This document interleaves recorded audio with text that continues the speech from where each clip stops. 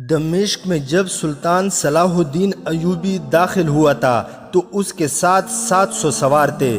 تمام مورخین نے یہی تعداد لکھی ہے، لیکن تاریخ سلطان ایوبی کے ان جانبازوں سے بے خبر ہے جن میں سے کوئی تاجروں کے بہروپ میں، کوئی بے ضرر مسلمانوں کے بھیس میں اور کوئی شامی فوج کے معمولی سپاہیوں کے لباس میں ایک بھی 2 اور 4 کی ٹولیوں میں بھی دمشق میں داخل ہوئے تھے۔ ان میں زیادہ تر سلطان ایوبی کے خاموش حملے سے پہلے ہی یہاں آ گئے تھے اور کچھ اس وقت داخل ہوئے تھے جب دمشق کے دروازے سلطان ایوبی کے لیے کھل گئے تھے۔ یہ جاسوسوں کا دستہ تھا جنہیں جانباز جاسوس کہا جاتا تھا، کیونکہ ہر قسم کی لڑائی، ہر ہتھیار کے استعمال، ہر طرح کی تباہ کاری کے ماہر تھے اور دماغی لحاظ سے مستعد اور ذہین۔ ان کی سب سے بڑی خوبی یہ تھی کہ وہ جان کی پرواہ نہیں کرتے تھے، ایسے خطرے مول لیتے تھے جن کے تصور سے ہی عام سپاہی بدک جاتے تھے۔ ایسا جذبہ صرف ٹریننگ سے پیدا نہیں ہوتا، اس کام کے لیے ایسے جوان منتخب کیے جاتے تھے جن کے دلوں میں اپنے مذہب کا عشق اور دشمن کی نفرت بری ہوتی تھی۔ یہ جانباز جنونی قسم کے مسلمان ہوتے تھے۔ سلطان ایوبی نے ایسے جانبازوں کے کئی دستے تیار کر رکھے تھے۔ سلطان ایوبی جب 700 سواروں کے ساتھ دمشق کو روانہ ہوا تھا تو اس نے منتخب لڑاکا جاسوسوں کا ایک دستہ خصوصی ہدایت کے ساتھ دمشق کو روانہ کر دیا تھا۔ ان میں ایک ہدایت یہ تھی کہ اگر دمشق کی فوج مقابلے پر اتر آئے تو یہ جاسوس شہر کے اندر اپنی سمجھ اور ضرورت کے مطابق تخریب کاری کریں اور وہ دروازے کھولنے کی بھی کوشش کریں۔ ان میں ایسے بھی تھے جنہیں شہریوں میں دہشت، بھگدڑ، افراتفری اور افواہیں پھیلانے کی ٹریننگ دی گئی تھی۔ ان تمام جانبازوں کی تعداد 2 اور 300 کے درمیان تھی۔ اس وقت کے وقائع نگاروں نے صحیح تعداد نہیں لکھی، صرف یہ لکھا ہے کہ سلطان ایوبی کی آمد کے وقت دمشق میں 200-300 جاسوس اور تباہ کار موجود تھے۔ ایک فرانسیسی وقائع نگار نے صلیبی جنگوں کے حالات اور واقعات قلم بند کرتے ہوئے سلطان ایوبی کے لڑاکا جاسوسوں کے متعلق بہت کچھ لکھا ہے۔ اس نے ان جانبازوں کے اسلامی جذبے کو مذہبی جنون بھی کہا ہے اور یہ بھی کہا ہے کہ یہ جاسوس نفسیاتی مریض تھے۔ اس فرانسیسی نے تو مذہبی جنون کی توہین کی ہے کہ اسے نفسیاتی مرض کہا ہے، لیکن یہ نفسیاتی کیفیت ہی تھی۔ مسلمان صاحب ایمان صرف اس صورت میں بنتا ہے جب مذہب اس کی نفسیات کا جز بن جاتا ہے۔ ان جانبازوں کو جاسوسی اور تباہ کاری کی ٹریننگ علی بن سفیان اور اس کے 2 نائبین حسن بن عبداللہ اور زاہدان نے دی تھی، اور معرکہ آرائی کی ٹریننگ تجربہ کار فوجیوں کے ہاتھوں ملی تھی۔ اب جبکہ سلطان ایوبی دمشق میں تھا اور علی بن سفیان قاہرہ میں تھا، وہاں کے اندرونی حالات پوری طرح نہیں سنبھلے تھے۔ سلطان ایوبی کی غیر حاضری دمشق پر اس کے قبضے اور خلافت کی معزولی کی صورت میں مصر میں صلیبی تخریب کاری کا خطرہ بڑھ گیا تھا، اس لیے علی بن سفیان کو وہیں رہنے دیا گیا تھا۔ دمشق میں اس کا ایک نائب حسن بن عبداللہ آیا تھا، وہی جاسوسوں کے دستے کا کمانڈر تھا۔ دمشق میں سلطان ایوبی نے قبضہ کر لیا تو وہاں کی بیشتر فوج سالار توفیق جواد کی زیر کمان سلطان ایوبی سے مل گئی تھی۔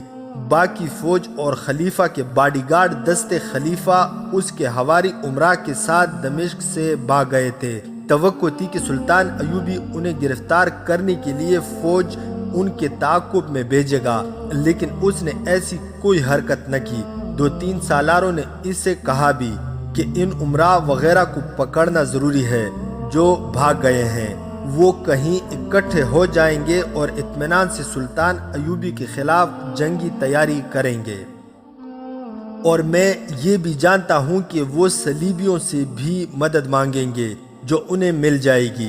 سلطان ایوبی نے کہا، لیکن میں اندھیرے میں کبھی نہیں چلا، پہلے یہ معلوم کرنا ہے کہ وہ گئے کہاں ہیں اور ان کا مرکز کون سا بنے گا۔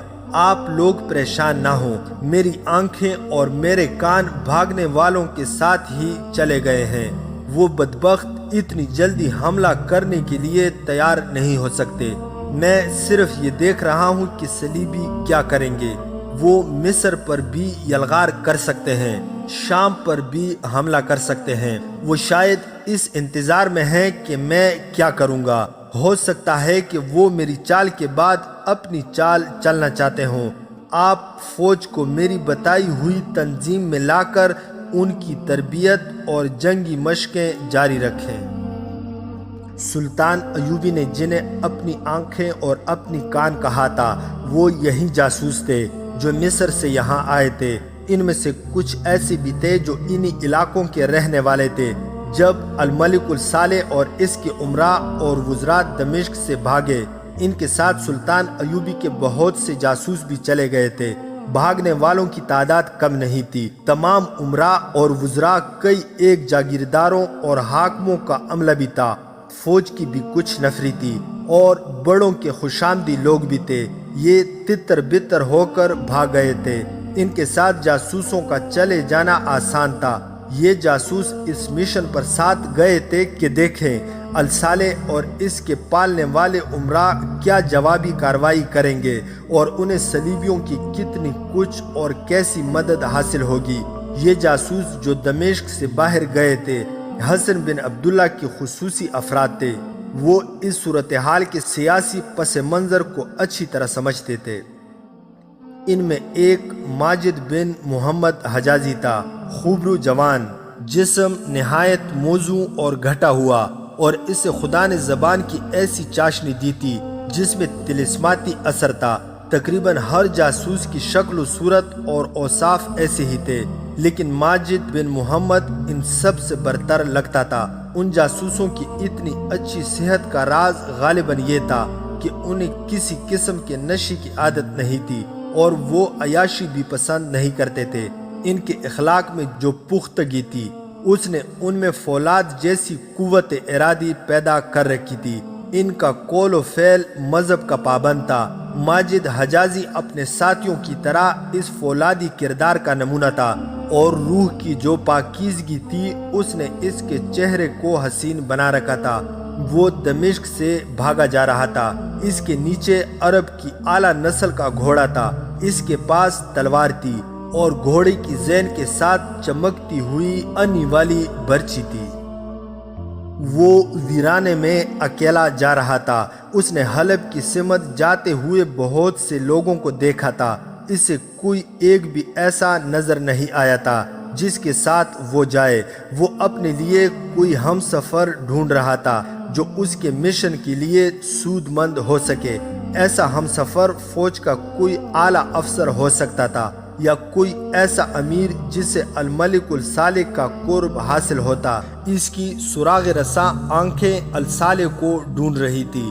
اس نے چند ایک لوگوں سے پوچھا بھی تھا کہ وہ کس طرف گیا ہے، مگر اسے الصالح کا کوئی سراغ نہیں ملا تھا۔ اسے معلوم تھا کہ الملک الصالح نور الدین زنگی مرحوم کی عمر یا اس کی خوبیوں جیسا کوئی آدمی نہیں، بلکہ وہ 11 سال کی عمر کا بچہ ہے جسے مفاد پرست عمرا نے اپنے مقاصد کے لیے سلطنت کی گدی پر بٹھایا ہے، اور عملاً حکمران یہ عمرا خود بنے ہوئے ہیں۔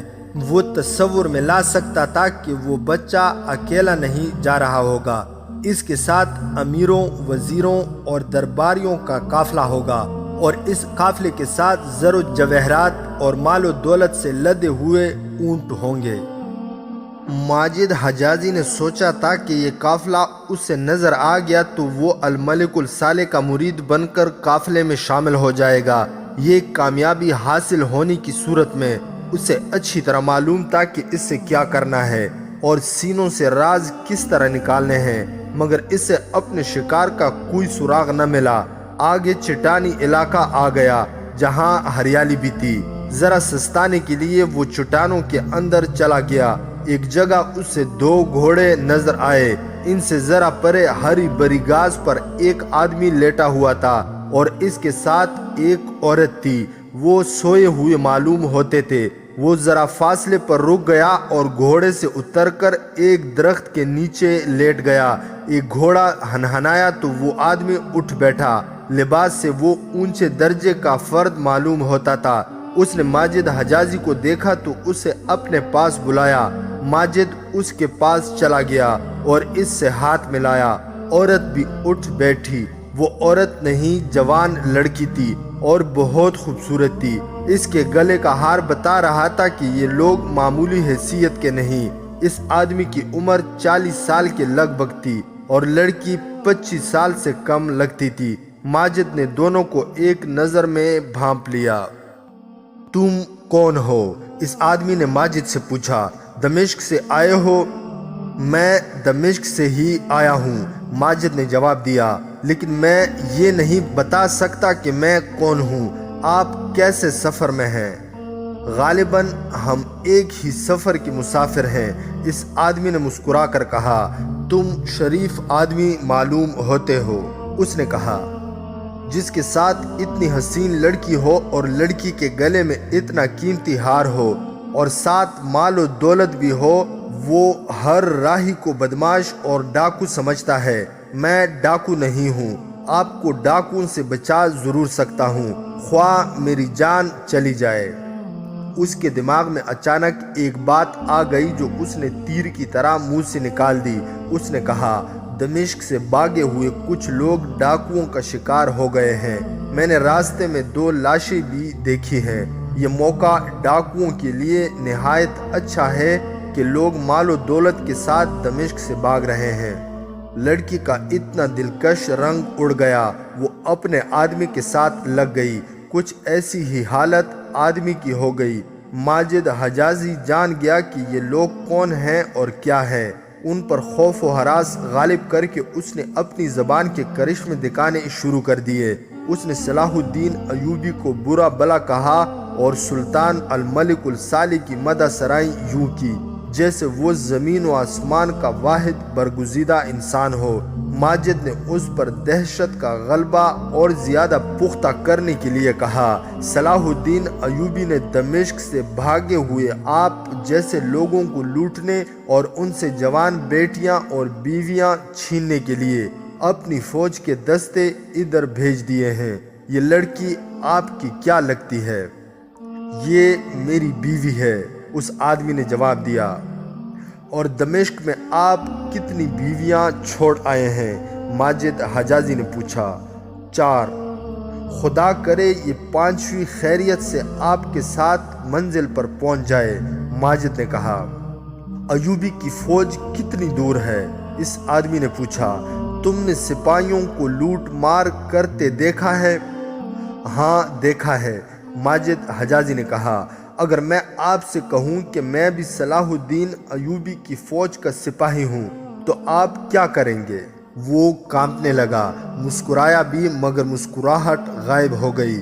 اس نے کہا، میں تمہیں کچھ دے دوں گا اور تم سے التجا کروں گا کہ مجھے کنگال نہ کرو، اور میں تم سے یہ بھی التجا کروں گا کہ اس بیچاری کو میرے ساتھ رہنے دو۔ ماجد حجازی نے کہکا لگایا اور کہا، دولت اور عورت سے زیادہ محبت انسان کو بزدل اور کمزور بنا دیتی ہے۔ اگر مجھے کوئی کہے کہ جو کچھ پاس ہے وہ میرے حوالے کر دو تو میں تلوار کھینچ کر اسے کہوں گا کہ پہلے مجھے قتل کرو، پھر میری لاش سے تمہیں جو کچھ ملے وہ لے جانا۔ محترم، مجھے یہ بتائیں کہ آپ کون ہیں؟ دمشق میں آپ کیا تھے اور اب آپ کہاں جا رہے ہیں؟ اگر آپ نے سچ بتا دیا تو ہو سکتا ہے کہ آپ کو مجھ سے زیادہ مخلص اور جان باز محافظ نہ ملے۔ معلوم ہوتا ہے کہ ہماری منزل ایک ہے۔ میں ایوبی کی فوج کا سپاہی ضرور ہوں لیکن بھگوڑا ہوں۔ اس آدمی نے اپنے متعلق سب کچھ بتا دیا۔ دمشق کے مضافاتی علاقے کا جاگیردار تھا۔ اسے سرکاری کے درباریوں میں ایسی سرکاری حیثیت حاصل تھی کہ سلطنت کی شہری اور جنگی پالیسیوں میں بھی اس کا عمل دخل تھا۔ سلطان کے باڈی گارڈ دستے کے زیادہ تر سپاہی اسی کے دیے ہوئے تھے۔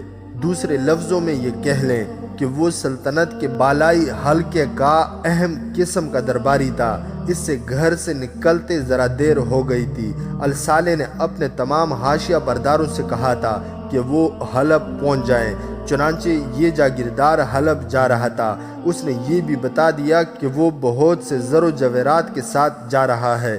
4 بیویاں پیچھے چھوڑ آیا ہے۔ یہ چونکہ سب سے چھوٹی اور خوبصورت تھی۔ اس نے بڑے افسوس کے ساتھ ذکر کیا کہ اس کے محافظ اور تمام ملازم دمشق میں ہی اس کا ساتھ چھوڑ گئے تھے، انہوں نے اس کا گھر لوٹ لیا ہوگا۔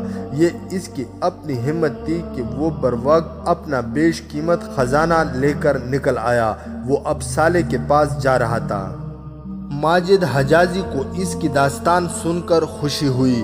یہ جاگیردار اس کے کام کا آدمی تھا، اس کے ساتھ وہ حلب کے دربار تک پہنچ سکتا تھا۔ اس نے اپنے متعلق بتایا کہ وہ اس سوار دستے کا کماندار تھا جو سلطان صلاح الدین ایوبی اپنے ساتھ دمشق لایا تھا، لیکن وہ الصالح کا مرید ہے، اس لیے وہ اس کے خلاف ہاتھ نہیں اٹھا سکتا۔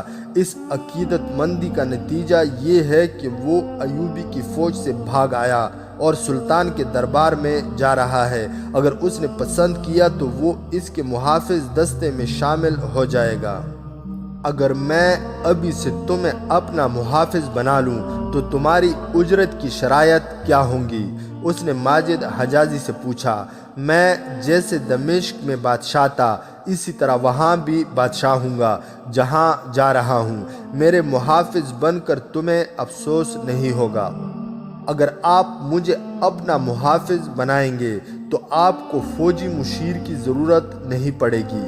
ماجد حجازی نے اسے کہا، میری اجرت آپ میری قابلیت دیکھ کر خود ہی مقرر کریں گے، میں ابھی کچھ نہیں بتاؤں گا۔ ماجد حجازی اس کا باڈی گارڈ بن گیا۔ یوں کہیے کہ وہ ایک درباری جاگیردار کے ساتھ سلطان ایوبی کا ایک جاسوس لگ گیا۔ اس جاگیردار کے پاس بے انداز زر و جواہرات تھے جو اس نے ایسے سامان میں چھپا رکھے تھے جو بظاہر معمولی سا تھا۔ اسے فوری طور پر ایک محافظ کی ضرورت تھی۔ ماجد کے ڈرانے سے یہ ضرورت اور شدید ہو گئی تھی۔ اس وقت سورج غروب ہو رہا تھا اور فضا خنک ہونے لگی تھی۔ ماجد کے مشورے پر اس نے وہیں قیام کیا۔ رات گزر گئی تو جاگیردار کو یقین آ گیا کہ ماجد قابل اعتماد آدمی ہے۔ یہ جاگیردار حلب پہنچا تو الصالح نے اسے خوش آمدید کہا۔ وہ بھی الصالح کی جنگی مجلس مشاورت کا اہم رکن تھا۔ اسے حلب میں ایک مکان دے دیا گیا۔ وہ آتے ہی اس قدر مصروف ہو گیا کہ صبح کا گیا آدھی رات کو گھر آتا تھا۔ اس کی غیر حاضری میں اس کی بیوی ماجد حجازی میں دلچسپی لینے لگی۔ ماجد نے اس کے ساتھ ایسی بے تکلفی پیدا کر لی جس میں بدنیتی کا شائبہ تک نہ تھا۔ ماجد نے پروکار انداز اختیار کیے رکھا جس سے لڑکی متاثر ہوئی اور وہ جیسے بھول ہی گئی ہو کہ ماجد اس کے خاوند کا محافظ ہے۔ ماجد اپنے مشن پر کام کر رہا تھا۔ اس نے 2-3 دنوں میں لڑکی کے دل پر قبضہ کر لیا۔ اس نے لڑکی سے پوچھا کہ اس کے خاوند کی باقی 4 بیویاں کیسی تھی۔ اس نے بتایا کہ کوئی ایسی بری تو نہیں تھی۔ اس شخص نے انہیں پرانی سمجھ کر دھوکہ دیا اور اس لڑکی کو ساتھ لے کر بھاگ آیا، اور ایک روز یہ تمہیں بھی چھوڑ کر کسی اور کو لے آئے گا۔ ماجد حجازی نے کہا، ان امیروں کا یہ شغل ہے۔ اگر میں تمہیں دل کی بات بتا دوں تو میرے خاوند کو تو نہیں بتاؤ گے؟ لڑکی نے پوچھا، مجھے دھوکہ تو نہیں دو گے؟ اگر میری فطرت میں دھوکہ اور فریب ہوتا تو میں تمہارے خاوند کو وہیں جہاں میں تمہیں ملا تھا آسانی سے قتل کر کے تم پر اور تمہارے مال و دولت پر ہاتھ صاف کر سکتا تھا۔ ماجد نے کہا، میں مرد ہوں، عورت کو فریب دینا مرد کی شان نہیں ہوتی۔ میں اب اس راز کو اپنے دل میں زیادہ دیر نہیں رکھ سکتی کہ مجھے تم سے ایسی محبت ہے جس پر میرا قابو نہیں رہا۔ لڑکی نے کہا، اور یہ بھی ایک راز ہے کہ مجھے اس خاوند سے نفرت ہے۔ میں بکی ہوئی لڑکی ہوں۔ کئی بار دل میں آیا کہ اپنے آپ کو ختم کر دوں۔ میں شاید بزدل ہوں، اپنی جان لینے سے ڈرتی ہوں۔ میرے ارادے کچھ اور تھے، میرے خیالات کچھ اور تھے۔ تم نے میرے ارادوں اور خیالوں پر مٹی ڈال دی ہے اور میرا یہ ارادہ پکا کر دیا ہے کہ اپنے آپ کو ختم کر دوں۔ کیا تم یہ کہنا چاہتی ہو کہ تمہیں مجھ سے محبت ہے اس لیے خودکشی کرنا چاہتی ہو؟ نہیں، لڑکی نے کہا، میرے ذہن میں صلاح الدین ایوبی کا تصور نور الدین زنگی سے زیادہ مقدس اور پیارا تھا۔ تم نے اس تصور کو توڑ پھوڑ دیا ہے۔ کیا صلاح الدین ایوبی اتنا ہی برا ہے جتنا تم نے بتایا ہے؟ میں تمہارے راز کو اپنا راز سمجھوں گا، ماجد حجازی نے کہا۔ اس کے عوض تمہیں اپنا ایک راز دیتا ہوں۔ تم سے کوئی وعدہ نہیں لوں گا کہ میرے راز کی حفاظت کرنا۔ اگر میرا راز فاش ہو گیا تو نہ تم زندہ رہو گی نہ تمہارا خاوند۔ میں صلاح الدین ایوبی کا جاسوس ہوں۔ میں نے 2-4 دنوں میں بھانپ لیا کہ تم اصل میں کیا ہو۔ میں تمہیں بتاتا ہوں، صلاح الدین ایوبی کا تصور اس سے کہیں زیادہ مقدس ہے جو تم نے اپنے ذہن میں بنا رکھا ہے۔ وہ ان امیروں بادشاہوں کا دشمن ہے جنہوں نے لڑکیوں کو اپنے حرموں میں قید کر رکھا ہے۔ وہ اس کے سخت خلاف ہے کہ مرد عورت کو صرف تفریح اور عیاشی کا ذریعہ بنائے۔ وہ مرد اور عورت برابری کا اور ایک خاوند اور ایک بیوی کا قائل ہے۔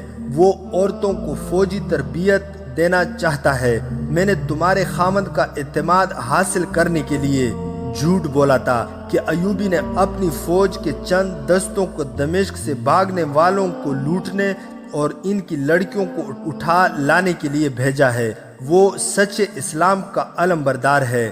میں اسی اسلام کی خاطر اور اسی صلاح الدین ایوبی کی خاطر یہاں ایک کام کے لیے آیا ہوں۔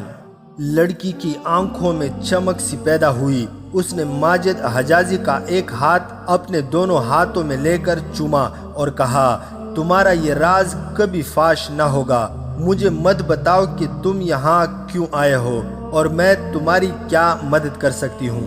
مت بتاؤ کہ صلاح الدین ایوبی اصل میں کیا ہے اور تم نے میرے خاوند کو کیا بتایا تھا۔ میں عورتوں کی اس جماعت کی لڑکی ہوں جو نور الدین زنگی کی زندگی میں ہم نے بنائی تھی۔ ہم صلیبیوں کے خلاف اپنا محاذ قائم کر رہی تھی۔ زنگی کی بیوہ ہماری سرپرست اور نگران تھی۔ میرا باپ پسند نہیں کرتا تھا کہ میں اس جماعت میں رہوں۔ وہ لالچی اور خوشامدی انسان تھا۔ ان کے لیے صلیب اور ہلال میں کوئی فرق نہیں تھا۔ وہ اسی کا غلام ہے جس سے کچھ رقم ہاتھ آ جائے۔ اس نے مجھے اس آدمی کے ہاتھ بیچ دیا۔ اس سودے کو لوگ شادی کہتے ہیں۔ تم جانتے ہو کہ مسلمان کی بچی میدان جنگ میں ہو یا اس سے کوئی بھی اور قومی کام دے دو تو وہ مردوں کو حیران کر دیتی ہے اور دشمن کا منہ پھیر سکتی ہے، مگر یہی بچی جب حرم میں قید کر لی جاتی ہے وہ چونٹی بن جاتی ہے۔ یہی حالت میری ہوئی۔ اگر میرا یہ خاوند معمولی حیثیت کا ہوتا تو میں بغاوت کرتی، اس سے نجات حاصل کرنے کی کوشش کرتی، مگر اس آدمی کے پاس طاقت ہے، دولت ہے اور الصالح کا جو محافظ دستہ ہے اس کے آدھے سپاہی اس کے علاقے کے ہیں جو اس کی برتی کرائے ہوئے ہیں۔ میں چونکہ اس کی پہلی بیویوں سے زیادہ جوان اور خوبصورت ہوں، اس لیے میں ہی اس کا کھلونا بن گئی ہوں۔ میری روح مر گئی، میرا صرف جسم زندہ رہا۔ باہر کی دنیا سے میرا رشتہ ٹوٹ چکا تھا اور میں جس دنیا میں قید تھی وہاں شراب اور ناچ گانے کے سوا کچھ نہ تھا۔ اگر کچھ اور تھا تو وہ نور الدین زنگی اور صلاح الدین ایوبی کے قتل کے منصوبے تھے۔ وہ بولتے بولتے چپ ہو گئی۔ اس نے ماجد حجازی کو جھنجھوڑ کر کہا، کیا تم میری باتیں سن رہے ہو؟ میں نے یہ یقین کیے بغیر کہ تم صلاح الدین ایوبی کے جاسوس ہو یا میرے خاوند کے، تمہیں اپنے دل کی باتیں سنا رہی ہوں۔ اگر میرے خاوند کے جاسوس ہو تو اس سے یہ ساری باتیں سنا دینا جو میں تمہیں سنا رہی ہوں۔ وہ مجھے سزا دے گا۔ میں اب ہر قسم کی سزا برداشت کرنے کے لیے تیار ہوں۔ میرے پاس اب جسم رہ گیا ہے، یہ جسم پتھر بن گیا ہے، روح مر گئی ہے۔ تمہاری روح زندہ ہے، ماجد حجازی نے کہا۔ میری نگاہیں گہرائیوں سے زیادہ گہرائی تک دیکھ لیا کرتی ہیں۔ میں نے دیکھ لیا تھا کہ تمہاری روح زندہ ہے، ورنہ میں اپنا راز کبھی تمہارے آگے نہ کھولتا۔ میں حسن اور جوانی سے مغلوب ہونے والا انسان نہیں ہوں، مرد ہوں۔ اپنی جان اسلام کے نام پر وقف کر دی ہے۔ تم بولو، اپنا دل ہلکا کرتی جاؤ، میں سن رہا ہوں۔ تمہاری داستان میرے لیے نئی نہیں، یہ ہر مسلمان عورت کی داستان ہے۔ اسلام کا زوال اسی روز شروع ہو گیا تھا جس روز ایک مسلمان نے حرم کھولا اور اس میں خوبصورت لڑکیاں خرید کر قید کی تھی۔ صلیبیوں نے کہا کہ اب اس قوم کو عورت کے ہاتھوں مرواؤ۔ انہوں نے ہمارے بادشاہوں کے حرم اپنی بیٹیوں سے بھر دیے ہیں۔ یہ میرے خاوند کے گھر میں بھی ہوا، لڑکی نے کہا۔ میں نے اپنی آنکھوں سے صلیبی لڑکیوں کو اپنے خاوند کے پاس آتے اور شراب پیتے دیکھا ہے۔ میں سوائے رونے کے اور کر ہی کیا سکتی تھی۔ میں اس لیے نہیں روتی تھی کہ ان لڑکیوں نے مجھ سے میرا خاوند چھین لیا ہے، بلکہ اس لیے کہ مجھ سے میرا اسلام چھن گیا تھا، وہ اسلام جس کی خاطر میں نے تمہاری طرح اپنی جان وقف کی تھی۔ آؤ جذباتی باتوں سے ہٹ کر اس کام کی باتیں کریں جس کے لیے میں یہاں آیا ہوں، ماجد نے کہا، اور اس سے پوچھا، اپنے خاوند پر تمہارا کتنا کچھ اثر ہے؟ کیا تم اس کے دل سے راز کی باتیں نکال سکتی ہو؟ شراب کے 2 پیالے پلا کر اور اس کا سر اپنے سینے سے لگا کر میں اس سے ہر راز لے سکتی ہوں۔ لڑکی نے جواب دیا، تم کیا معلوم کرنا چاہتے ہو؟ اس نے کچھ سوچ کر اور مسکرا کر کہا، میری ایک ذاتی شرط مان لو گے؟ اگر میں تمہارا کام کر دوں تو مجھے یہاں سے لے جاؤ گے؟ میری محبت کو ٹھکراؤ گے تو نہیں؟ ماجد حجازی نے اس کا دل رکھ لیا اور اس کی شرط مان لی۔ اس نے اسے بتایا کہ الصالح 11 سال کا بچہ ہے، وہ امیروں کے ہاتھ میں کھلونا ہے۔ یہ امیر اور وزیر صلاح الدین ایوبی کو ختم کر کے سلطنت اسلامیہ کو ٹکڑوں میں تقسیم کرنا چاہتے ہیں۔ اگر ایسا ہو گیا تو ان ٹکڑوں کو صلیبی ہضم کر جائیں گے اور اسلام کا نام و نشان مٹ جائے گا۔ سلطان صلاح الدین ایوبی کہتا ہے کہ جس قوم نے اپنے ملک کے ٹکڑے کیے وہ کبھی زندہ نہیں رہی۔ ہمارے یہ امیر صلیبیوں تک سے مدد لینے کو تیار ہیں۔ صلیبی انہیں ضرور مدد دیں گے اور اس کے عوض وہ انہیں اپنا محکوم بنائیں گے۔ میں یہ معلوم کرنے آیا ہوں کہ خلیفہ کے وہاں کیا منصوبے بن رہے ہیں اور صلیبی انہیں کیا مدد دے رہے ہیں۔ مجھے یہ خبر بہت جلدی صلاح الدین ایوبی تک پہنچانی ہے تاکہ اس کے مطابق کارروائی کی جائے اور کہیں ایسا نہ ہو کہ سلطان ایوبی بے خبری میں صلیبیوں کے حملے کی زد میں آ جائے۔ کیا صلاح الدین ایوبی مسلمان امیروں پر حملہ کرے گا؟ لڑکی نے پوچھا۔ اگر ضرورت پڑی تو وہ دریغ نہیں کرے گا، ماجد حجازی نے جواب دیا۔ لڑکی بہت ہی جذباتی تھی اور ذہین بھی تھی، اس کے آنسو نکل آئے۔ اس نے کہا، اسلام کو یہ دن بھی دیکھنے تھے کہ ایک رسول صلی اللہ علیہ وآلہ وسلم کی امت آپس میں لڑے گی، اس کے سوا اور کوئی علاج نہیں۔ ماجد حجازی نے کہا، صلاح الدین ایوبی بادشاہ نہیں، اللہ کا سپاہی ہے۔ وہ کہتا ہے کہ ملک اور قوم کو خطروں اور تباہی سے بچانے کا فرض فوج کے سپرد ہے۔ یہ خطرہ باہر کے دشمن کا ہو یا اندر کے غداروں اور مفاد پرست حکمرانوں کا، ان سے ملک اور قوم کو بچانا سپاہی کا فرض ہے۔ وہ کہتا ہے کہ وہ فوج کو حکمرانوں کے ہاتھوں میں کھلونا نہیں بننے دے گا۔ فوج حکمرانوں کی اعلی کار بنی ہوئی ہے۔ وہ مسلمان کافروں سے زیادہ خطرناک ہوتا ہے جو کافروں کو دوست سمجھ کر انہیں اپنی جڑوں میں بٹھاتا ہے۔ اب تمہارا کام یہ ہے کہ اپنے خاوند سے یہ راز لو کہ یہاں کیا منصوبہ بن رہا ہے۔ میں راز بھی دوں گی اور دعا بھی کروں گی کہ جب تم یہاں سے دمشق جاؤ تو تمہارے ساتھ یہ راز بھی ہو اور میں بھی ہوں، لڑکی نے کہا۔ داستان ایمان فروشوں کی اگلی قسط آپ لوگ ہماری نیکسٹ ویڈیو میں ملاحظہ کر سکتے ہیں۔ مزید حقیقی اور تاریخی واقعات کے لیے اس چینل کو سبسکرائب کرنا نہ بھولیے گا۔